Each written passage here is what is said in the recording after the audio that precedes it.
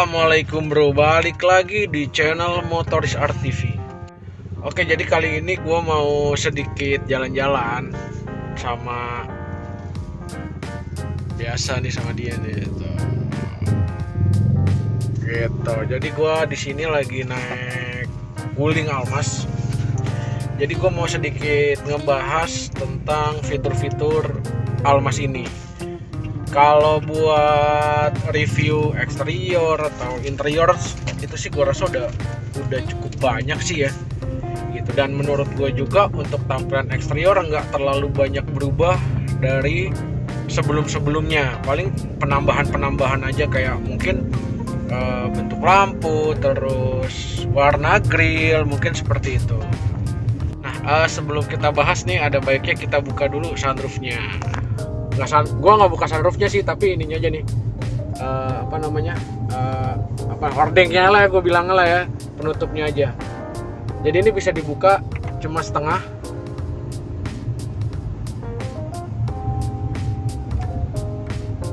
Nah, kalau dipencet sekali lagi,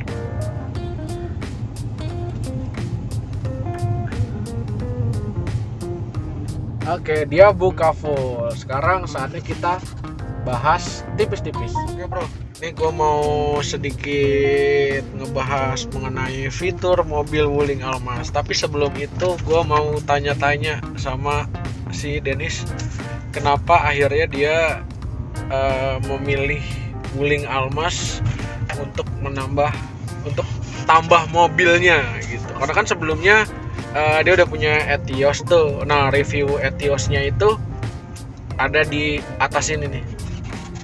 Ntar lo klik aja gitu bro. Nah, sekarang kita mau ngebahas si Almas ini sama yang punya.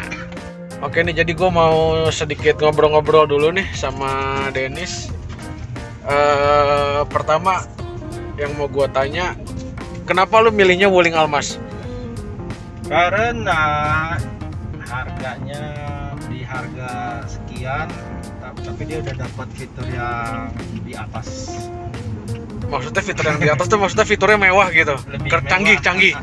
Ya, fitur canggih. Fiturnya canggih. Dengan harga yang ibaratnya kalau di kelas-kelas lain kan nggak dapat lah dengan harga segitulah. Oh, emang lu waktu pas ngambil mobil ini di angka berapa cuy? Di bawah 300, di bawah 400. Di bawah 400, 300-an gede? Ya, lumayan gede. Oh, berarti masih under 400 juta. Lu kan udah pakai berapa lama? Berapa lama sih ya? Kurang lebih ada sebulan, hampir 2 bulan. Ya, kurang lebih 2 bulanan ini gimana rasanya? Namanya ini dari feel-nya deh. Nyaman lah. Ya, nyaman ini bisa dideskripsiin nggak? Maksudnya nyamannya itu seperti apa? Dari kaki-kakinya, terus cuman ya wajar lah boros kalau yang tadinya di kelas LCGC lah istilahnya ya. LCGC kan Etios, bukan LCGC juga sih sebenarnya. Ya pokoknya di kelas yang CC small hatchback gitu lah ya. Ini jauh, boros jauh lumayan. Oh, jauh. Tapi ini kan turbo ya, turbonya berasa nggak? Berasa ya. Tapi lebih bagus lagi kayaknya nih, paling nggak di CC 1800 sampai 2000 lah. Maksudnya? Kayaknya keberatan nih sama body. Oh, bodinya berat. Maupun CC-nya segitu pakai turbo masih kerasa berat sih. Oh, jadi menurut lo 1500 cc turbo Wuling ini gak terlalu responsif lah ya, karena analisa lu keberatan body gitu ya? Boyo lah, kayak bongsor. Nah, lu bisa bilang boros, emang kalau boleh tahu konsumsi bahan bakarnya pernah di 1 banding berapa deh sampai lu bisa bilang boros? Ini rata-rata pemakaian dalam kota lah, kita ngomong dalam kota dulu lah ya. Macet itu bisa 56 aja. 56, 1516 gitu? Oh, itu tergantung kakinya, mungkin kaki gue nggak terbiasa ini. Tapi orang-orang ada yang bisa sampai 18 lah ya. Cuma lu pernah di angka 16 bahkan 15 ya? Iya. Itu kondisi macet banget pasti? Ya, atau dalam gimana? Dalam kota normal? Ada macetnya bro. Dari Jabodetabek kan macet. Lancar, apalagi kalau ada kalian jalan itu kan macetnya gila tuh. Ah, Wah, itu pasti lebih boros lah. berarti turbo tuh turunan boros ya. Ya. Lu pernah ngomong sama gue bener gak? Iya, Turbo. Nah, terus lu udah pernah coba nih mobil jalan jauh? Paling jauh ke Bandung aja. Ke Bandung. Nah, waktu pas lu ke Bandung rata-ratanya 1:1 berapa? Masih inget nggak Gue lu? masih sekitar 12 lah ada. 1:12 untuk perjalanan Luar kota. Bandung, Pas lancar ya. Tangerang Bandung lah ya. Nah jadi gitu bro, ternyata mobil Wuling Almas ini Almas RS Pro ya, tahun 2022 ini ternyata nggak irit, nggak bisa dibilang irit. Jadi buat ya sebenarnya irit atau enggak tergantung sudut pandang ya. Karena gini menurut gua, kan sebelumnya Dennis ini dia pakai mobil Etios yang cc-nya itu 1200 ya. 1200 cc, terus dia up ke 1500 cc dan turbo. Mungkin kalau up-nya itu ke Avanza atau Xenia yang 1500 cc mungkin ya nggak beda jauh lah gitu. Cuma kalau emang yang biasa naik LCGC atau seperti yang mobilnya Dennis yang satu lagi terus upgrade ke sini memang rasanya boros ya cuy. Boros. Gitu. Ini apa? Apalagi apa? Pas kemungkinan kerasa borosnya pas kenaikan BBM kali ya. Jadi makin berasa. Oh, makin berasa ya. Oh, iya. Tuh, jadi berdampak. Jadi boros itu ya salah satunya dari konsumsinya sama harga BBM-nya. Iya, betul. Biasanya gua pakai ke Bandung cuman 300 bisa PP, ini 800 baru PP. Tapi isinya apa ini? Ya, Mas ini bahan karena bakarnya di siapa? Pertamax. Pertamax. Nah, sama kayak yang Etios juga. Etios juga Pertamax ya. Oh no, Etios yang 1300 cc aja isinya Pertamax. Masa Fortuner isinya ya udahlah ya. Nah ini sekarang kondisi jalan itu macet. Oh sebelum itu fiturnya kan banyak nih. Gua sendiri nggak tahu ya fiturnya tuh apa-apaan aja. Cuma yang gua notice itu ada namanya ADAS kalau nggak salah. Singkatannya itu apa ya? Singkatannya ada di sini nih. ADAS. Nah itu singkatannya. Nah sekarang nih gue mau coba fiturnya. Ini fitur apa nih yang mau kita coba? Kita ada. Ada ADAS-nya lah ya. uh, ADAS tuh apa sih? Bahasa normal lah, bahasa manusia. Pokoknya ini. nyetir sendiri lah, pakai radar gitu. Jadi ini mau nyoba fungsi nyetir sendiri. Ini kita lihat. Sebentar. Adaptive cruise controlnya di kemacetan. Coba gimana cuy? Pertama di set dulu apa gimana? Kalau bawaan standarnya kan dia 40 km per jam ya. Oh maksudnya batas maksimal kecepatannya. Iya, ntar kita bisa naikin. Berarti pertama yang di set itu maksimal kecepatan berapa gitu ya? Iya, ini udah aktif. Heeh. Kita ngikutin aja di sininya nih kan ada nih 65. Heeh. Kita mau naikin 70 bisa atau tergantung kondisi. Pernah gue coba sampai maksimal 120. Jadi pernah 120. Nah, di top ininya 120. Ya, di batas maksimumnya. Di ini ya, kosong. Dan Dan yang penting lo tidak melebihi speed limit lah ya. Ya. Nah, itu dia. Terus kalau kata gue sih saran mendingan ini diaktif nonaktifin nih. Yang mana? Di, apa namanya? Auto ininya nih. Oke. Nah, di sini jadi Ini sudah kan aktif nih. Dengan matiin aja. Oh, jadi di sini kan udah dilengkapi dengan fitur auto hold ya, Bro ya. Jadi kalau sarannya Dennis yang udah pakai nih mobil untuk kalau misalnya mau aktifin fungsi cruise control ya. Iya, Jadi ini posisi nih, di off-in aja. Ini kan otomatis dia berhenti kan. Tuh. Jadi kalau pakai yang auto ini jadi jatuhnya kayak remnya kasar. Oh, Gerak gitu. Jadi ada kalau misalkan ada mobil langsung motong? Hah? suka ini dia kayak ya pokoknya nggak halus lah. Oh, jadi pengeremannya nggak smooth. Perasaan gua nih itu dia dibanding aktif sama nggak aktifnya, Hah? kayaknya Lebih enak dinonaktifin. nonaktifkan.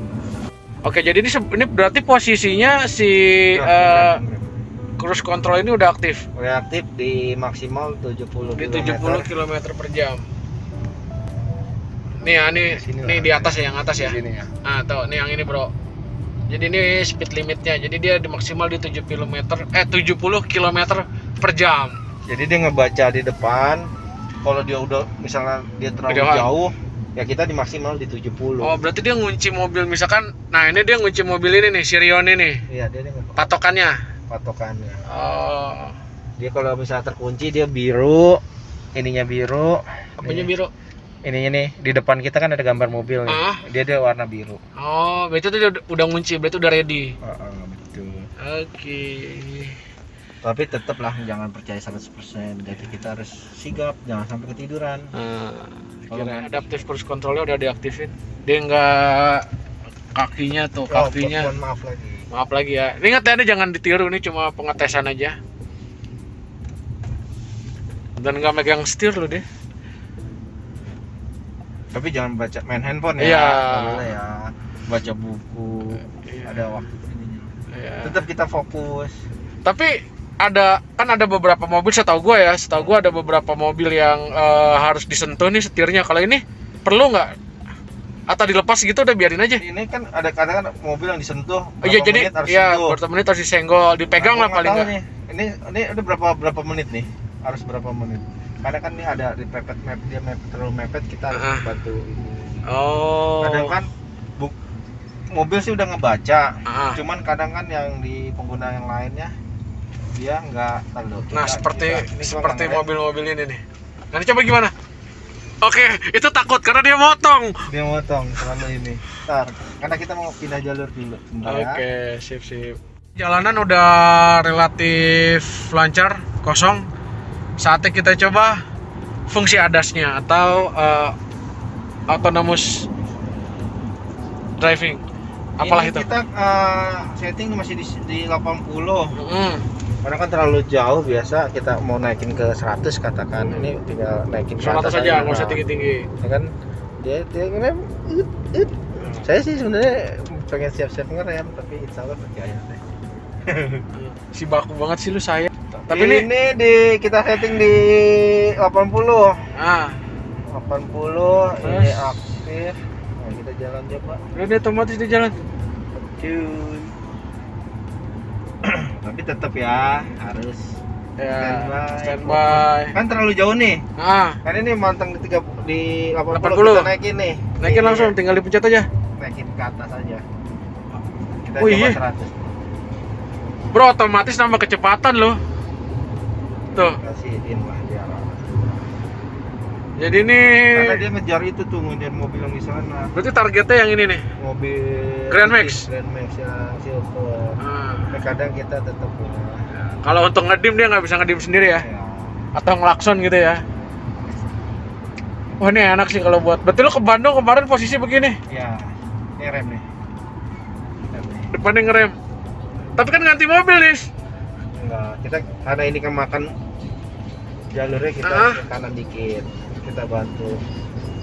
Oh, karena jalurnya ketutupan kontainer ini. Kontainer makan Bukan jalur.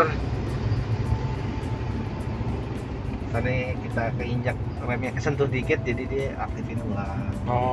Oh, jadi ini sesensitif itu ya, maksudnya Ya. ketika rem di Ini tol masuk ya. nih, masuk. Langsung rem. Motong tuh orang. Oh, ya. Dan kita juga jarak ada nih buat jarak ada pengaturan jaraknya juga. jarak mobil depan. Tapi jarak minimum dia Minimum paling dekatnya di paling dekatnya dia nggak tahu berapa meter. Ah? Tapi masih mobil-mobil lain itu masih bisa Masuk. potong. Nah, itu lebih hati-hati. Itu minimumnya. Nah, ini 70 kita naikin lagi. Nah, speednya ya. Nah, kita di 100 tuh. Tapi kayak main game. Ini kan ada belokan nih. Ah. Nih. Nah, ini jadi ini nggak Ini coba tanpa belokan nih. di setir nih. Harusnya sih belok ya, dikit-dikit. Setirnya belok, bro. Karena dia nggak terlalu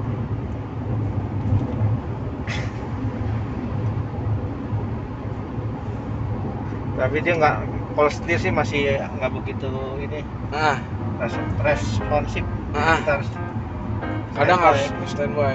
Ini ngerem nih. Jadi nggak ngerem lu. belah kalau angkat kan. Nggak usah ngangkat, biarin jangan.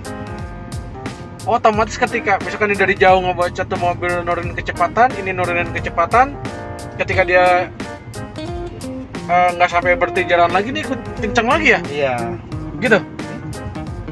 Gimana? Ini tuh belokan juga kan. Ini belok di jalan nih bro. Dari sini lah nih kelihatannya. Tapi ya harus siap lah. Ya artinya lu juga jangan main handphone juga lah ya. Iya. Nah, salah satu bikin boros ini. Jadi dia si Adas itu dia bakal ngejar ke depan. Tergantung ngebaca di mobil apa? Ngebaca mobil depan. Ngejar mobil depan. Jadi kan dia RPM tinggi mulu. Itu yang bikin boros. Jadi kalau untuk peredaman kabinnya cukup oke. Cuma kalau dibandingin sama berhenti. Ini ada mobil motong, cuma gua nggak sempet ngamerain. Dan dia ngerem bro, gue deg-degan tadi asli ngabong. Kalau kita ngomong kekedapan kabin, gue rasa cukup kedap sih ya. Gimana menurut lo? Masih kedap dibanding Etios. Tapi kan, ya kalau dibandingin Etios sih nggak usah ngomong. Cuma kan Etios juga udah dipasangin peredam full. Iya. Ya kan? Gitu. Cuma kalau dibandingin mungkin kalau hujan kondisi terus dibuka agak gila. Oh iya, jadi kalau letak. Kalau hujan karena atasnya kaca dan dibuka ya wajar aja lah kalau yang bersunroof. Cuma gue nggak tahu karena ini gue baru berapa kali ya gue? Ya 2 kali lah ya gue naik mobil yang ada sunroofnya. Gitu. Mungkin yang lain nggak sepeletak-peletok itu, dan itu mobil Jepang sih yang gue coba. Kalau mobil-mobil Eropa gue yang berpanoramic sunroof atau seperti ini macamnya lah gue belum pernah coba. Nah, kalau untuk dari sisi kekedapan sih gue rasa cukup teredam dengan baik. Cuma kalau dibandingin sama expander ya gue nggak tahu karena gue belum pernah naik expander. Cuma kan katanya denger peredamannya expander tuh bagus, cuma sebagus apa gue nggak tahu. Mungkin lo pernah naik expander? Sama. Kurang lebih sama. Sama peredamannya ya. Kalau kecuali kalau ada hujan ya, ini lebih berisik di atas. Ya seperti yang tadi lo bilang lah ya. Gitu. Itu sama, kurang lebih sama. Jadi so-so lah kalau untuk peredaman. Cuma kalau expander bukan kelasnya sih kayaknya ya.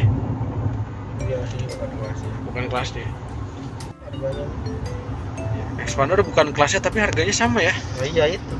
Tapi fiturnya oke nih ya. Fitur iya oke. Gitu. Jadi ini nih mobil Cina yang ya mobil Cina lah ya, Wuling gitu, tapi fiturnya oke dengan harga 300 jutaan gede itu. Cuma nggak gede-gede banget, nggak sampai gede banget kan ya. 300 jutaan tuh nggak sampai deketin si 400 kan? Enggak. Ya kurang lebih segitulah gitu. Sedangkan kalau misalnya mobil lain dengan fitur seperti ini apa ya? Gue nggak tahu ya, karena gue mikirnya ini 1500 cc turbo. Jadi gue ngebandinginnya sama si CR-V dong. Iya. Ya kan? Karena harganya jauh banget. Nah, cuma harganya jauh. CR-V sama 1500 cc turbo. Tapi harganya mahal, cuy. Bisa. Jadi perbandingannya kalau kata dia nih, CR-V turbo dibandingin ini, itu sama aja lu beli mobil ini, si Wuling ini plus 1 LCGC. Gitu, bro. Jadi mahal. Jadi makanya belinya Wuling aja lah ya. Tapi lo nggak masalah kan sama branding? Kan ada beberapa orang yang bilang, kenapa sih ngambil Wuling, servisnya ribet, terus nanti bla bla bla segala macam. Lo nggak masalah sama itu? Kan Wuling juga udah mau 5 tahun ya, kalau nggak salah. Ya kita coba aja. Kalau awal-awal sih gue masih mikir tarik ulur. Sekarang udah yakin? Enggak juga. Berarti coba. Dan tapi berani, maksud gua nggak masalah ketika nanti ada orang kan bilang nih antar Wuling mobil Cina nggak banyak bla bla bla. Itu. Tapi lo nggak masalah dengan itu berarti ya? Nggak masalah. Udah dinikmatin sih kita pakai. Tuh, jadi beli mobil itu bukan nanti pas dijual lagi harga jualnya berapa. Karena lo mau beli mobil apapun itu, kecuali mobil yang langka ya, itu beda cerita. Kita mobil pada umumnya lah. Ketika lo beli mobil, terus lu mikir harga jual kembali, ya lu berarti nggak bisa nikmatin mobil menurut gua. Gitu bukan cuy? Kalau lu gimana? Setuju nggak? Setuju. Nah, jadi buat yang kaum mendang-mending gitu ya, atau yang mikir gue beli ini aja lah mobil barunya, terus biar harga jual nantinya bagus gitu ya. Ya namanya lo beli mobil baru nih bro ya, terus lo mau jual dalam kondisi second, yang nggak mungkin harganya sama bro, kecuali tuh mobil yang gue bilang tadi langka seperti itu. Jadi buat kaum mendang-mending ya lu berarti nggak bisa nikmatin mobil lah kalau buat kaum mendang-mending terus dijual harganya jatuh apa segala macam, ya nggak masuk sih kalau untuk orang yang kayak gitu. Gimana menurut lu nih? Kalau lu beli mobil terus lu niatnya mau dijual lagi, kalau bisa sih jangan niatnya mau dijualin, nambah. Nah, yang lamanya dikasih ke orang tua atau Ke abang yang bisa membutuhkan. Atau kasih, Karena kalau mau dijual emang semuanya pasti jatuh ya, kecuali yang rare. itu sudah ya, dikasih cuma orang tua, abang, bukan yang lain ya. Yang lain itu siapa? Gitu bro. Nambah lah intinya. Ya nambah atau lo mau ganti itu preferensi masing-masing. Kalau dia emang Kalau gua kayaknya kalau dijual lagi sayang, terus ada kenangan, kalau dipakai sama saudara sama ini kan kayaknya masih bisa ngeliat. ya. Makanya Etios tuh masih ada. Atau nanti kita bahas Lihat. Etios kali ya. Nggak tahu. Oke bro, ini gue masih di perjalanan belum sampai juga. Kayaknya videonya segini dulu tentang si Wuling Almas RS ini. Nanti kalau ada update mengenai si Almas RS ini, gue bikinin videonya lagi. Karena katanya nih gue nggak tahu planningnya si dia nih. Nah ini nih, katanya dia mau ada nambah sesuatu gitu di mobil ini. Cuma gue belum tahu apa. Kalau yang sebelumnya kan kita pasang anti karat tuh, itu udah. Nah katanya dia mau nambah lagi, cuma nunggu momen yang pas seperti itu bro. Oke, mungkin sekian dulu video dari gua Dan saya dan dia. Oke, buat teman-teman yang belum subscribe channel Motoris Art TV, monggo di subscribe. Jangan lupa follow juga Instagram Garasi Motoris Art, linknya ada di kolom deskripsi, tinggal lu klik aja terus follow. Oke bro, akhir kata, thanks for watching. Assalamualaikum. punya. Oke bro, ini ada satu lagi fiturnya yang oke, aplikasinya. Jadi kalau kita mau masuk, nyalain dulu. Jadi pas masuk langsung adem. Oke, ini udah dinyalain. Sekarang tinggal kita ke sana. Jadi ini otomatis mesin nyala juga, AC nyala ya. Dan ini yang lagi di wisuda. Lu masuk YouTube ya. Ini juga. Langsung nge-vlog dong. Kayak ada bolong. Tapi nggak tahu itu hanya perasaan saya atau gimana. Yang jelas kan berhenti nih. perasaan saya